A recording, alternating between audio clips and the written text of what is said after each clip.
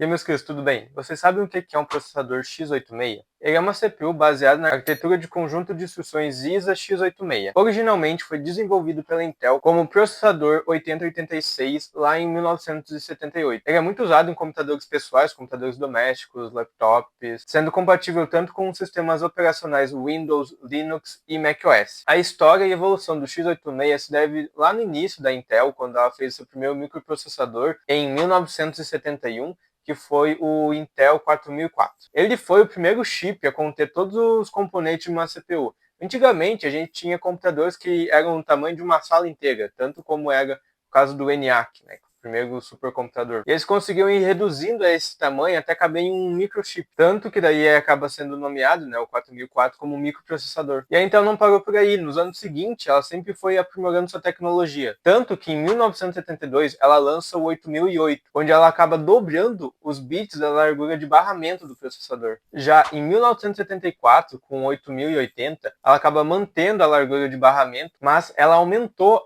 a velocidade do clock do processador, que nesse caso está em 2 MHz, em comparação aos 108 kHz do 4004. Agora, em 1978, com o Intel 8086, a gente tem o começo dos processadores de 16 bits. O termo x86 vem da família de processadores Intel que terminam em 86, que nesse caso a gente vai ter o 8086, o 802.86, o 803.86, 804.86. Depois desses processadores, a Intel começou a usar os processadores Pentium. Queria abrir um parênteses, porque apesar de eu só estar falando da Intel, a AMD já existia nessa época, e as duas eram principais concorrentes no mercado.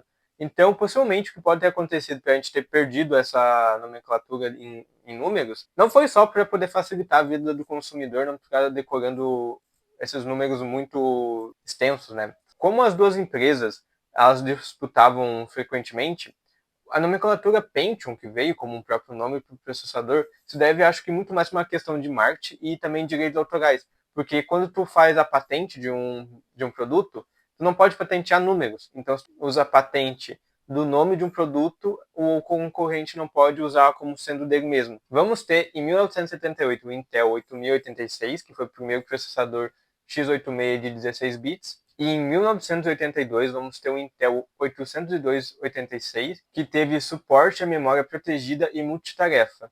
Em 1985 a gente tem o Intel 803.86, que introduziu o módulo de 32 bits. Em 1989 a gente tem o Intel 804.86, que usava pipeline mais eficiente e cache embutido. Em 1993, a gente já tem o Intel Pentium, que tinha execução super escalar, proporcionando várias instruções por ciclo. Já em 2003, a gente vai ter o AMD Atom 64, que foi o primeiro CPU x86 de 64 bits. Em 2006, a gente vai ter o Intel Core Duo, que é os CPUs multicore baseados na arquitetura x86 64 bits. E de 2017 para cá, a gente tem os AMD Ryzen, os Intel Core i, que tem melhor desempenho por watt e aumenta o número de núcleos. Os processadores x86 têm características muito marcantes. Compatibilidade legado, que softwares antigos ainda conseguem rodar em CPUs modernas. CISC, que é Complex Instruction Set Computing, que possui um conjunto de instruções muito mais abrangentes, ao contrário de processadores RISC. Modo protegido, que foi introduzido no 802.86, que protege a memória e permite multitarefas. Modo longo x86, que é o 64 bits, que no caso acaba expandindo a arquitetura para 64 bits, que permite endereçar mais de 4 GB da memória RAM. x86 e x86 64 bits. Inicialmente, os processadores x86 eles eram ou de 16 ou de 32 bits, mas com o tempo eles evoluíram para 64 bits,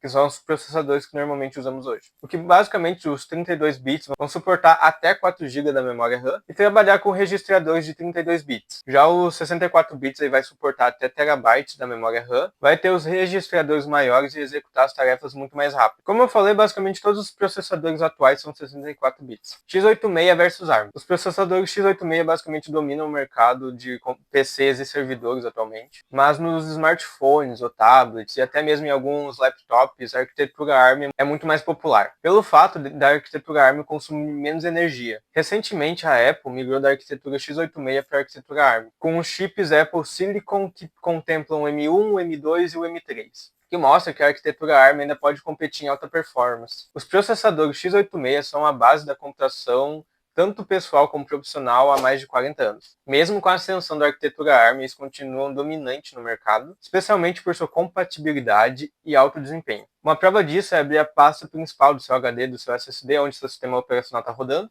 e você vai ver a pasta Arquivos de Programas e Arquivos de Programas x86, que seria uma para rodar programas 64 bits e outra para rodar 32 bits. Era isso, muito obrigado por ter assistido até aqui, espero ter ajudado vocês, muito obrigado pela atenção, valeu e fui! 鹿の子の子の子こしたんたん鹿の子の子の子こしたんたん